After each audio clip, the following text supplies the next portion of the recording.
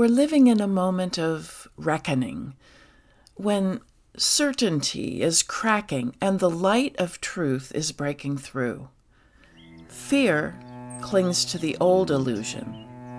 Love chooses courage. Welcome to Spiritual Geography. I'm Joni Miller.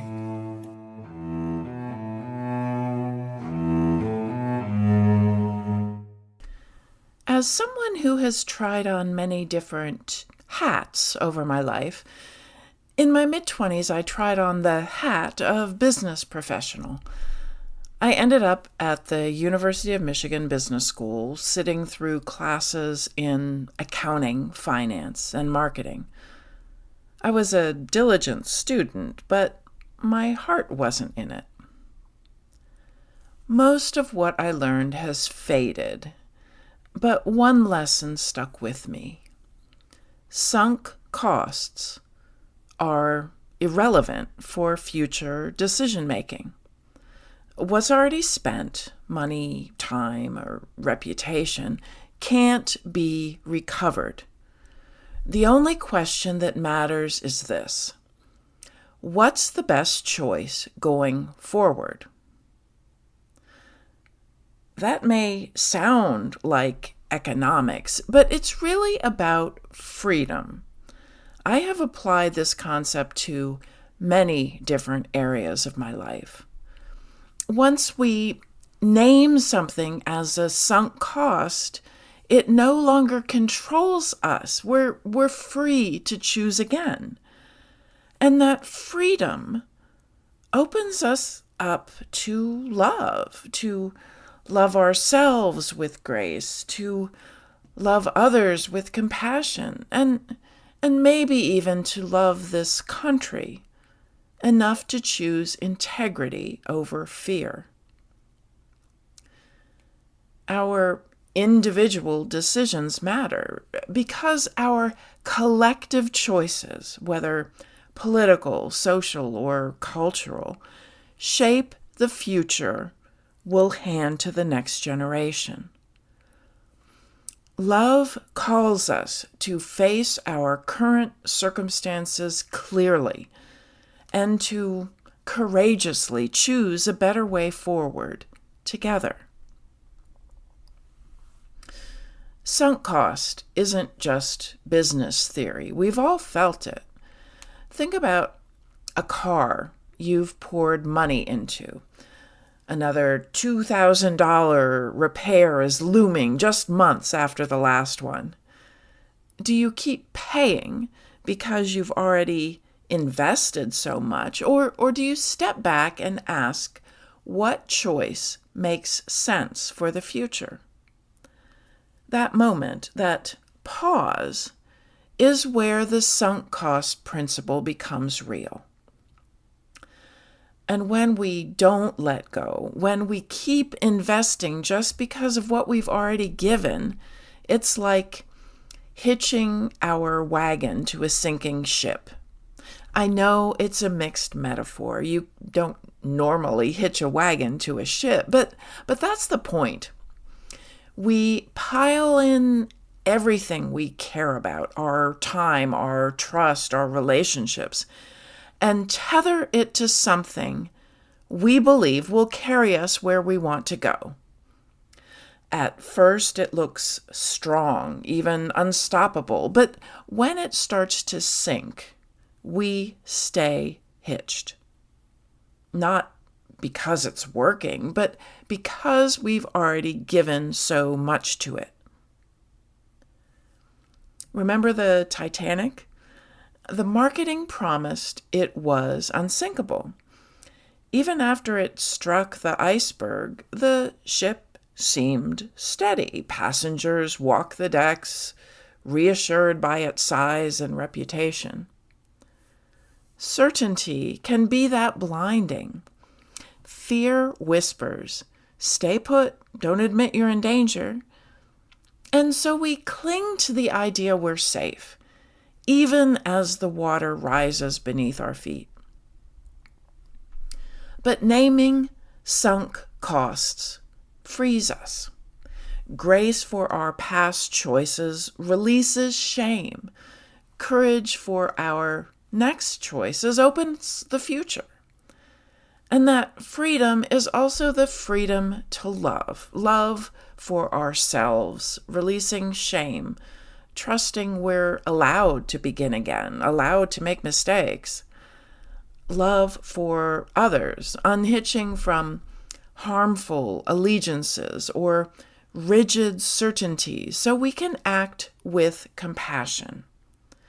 And love for our nation and community, choosing integrity over fear, even when it costs us pride. Here's the hard part.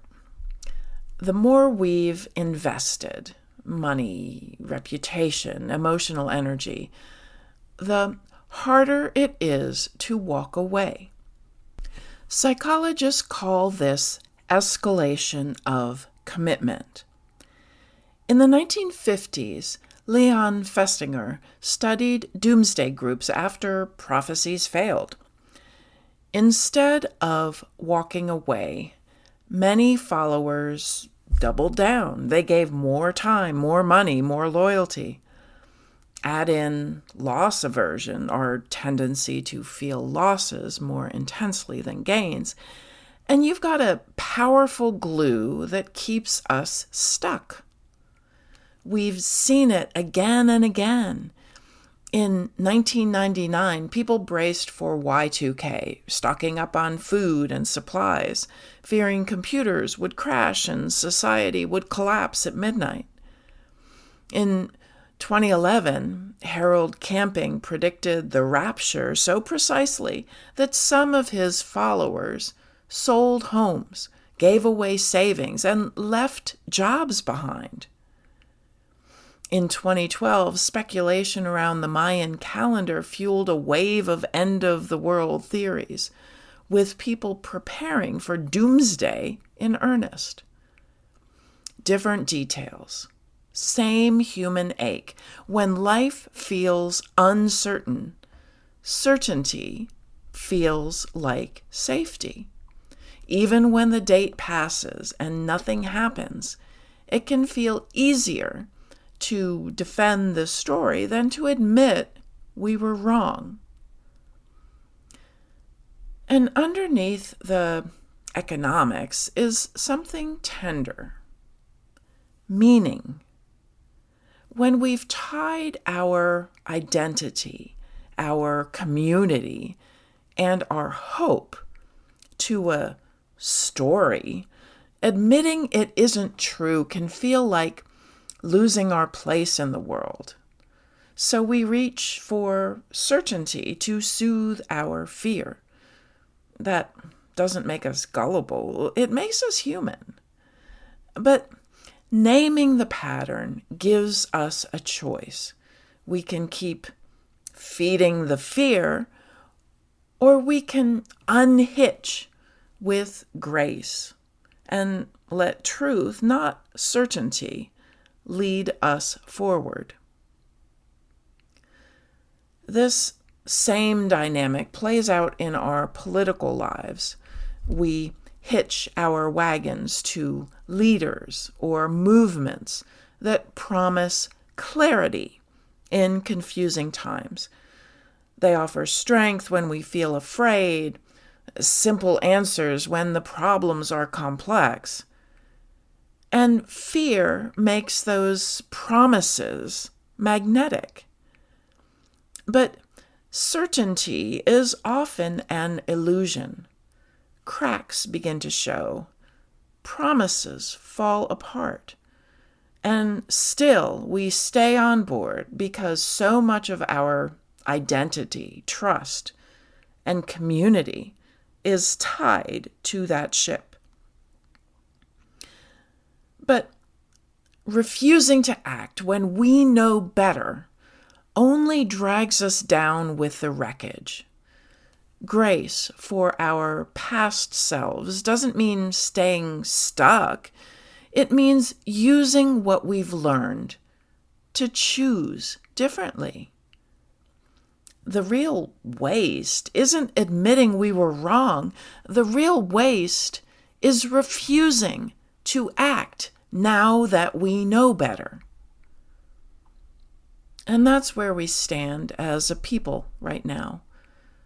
Some of us may be realizing that the story we hitched ourselves to, politically, religiously, socially, isn't taking us where we thought it would.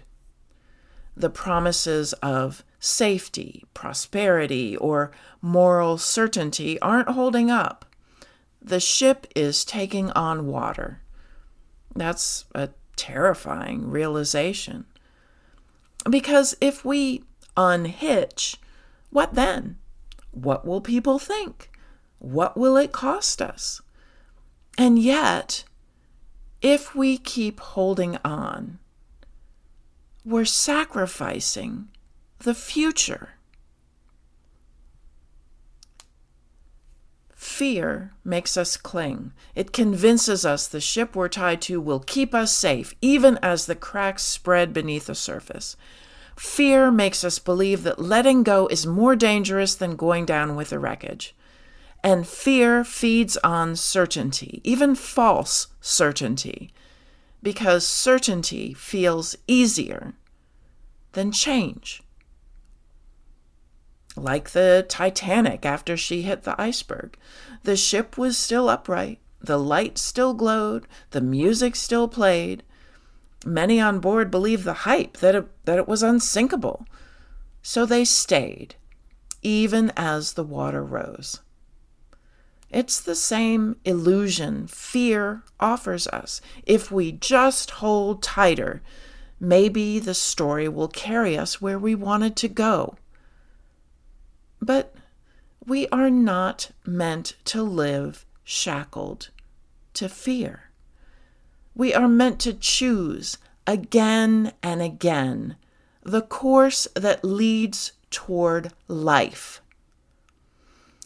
Grace frees us from shame. Courage frees us for the future. And love calls us to unhitch from a sinking ship, to notice the cracks before it's too late, and to chart a truer path, one built not on fear and false certainty, but on integrity, compassion, and love. We don't understand the mysteries of the universe, but we can grow more love. Love for ourselves, love for others, and love for the infinite mystery that lays beyond our understanding. Thank you for tuning in.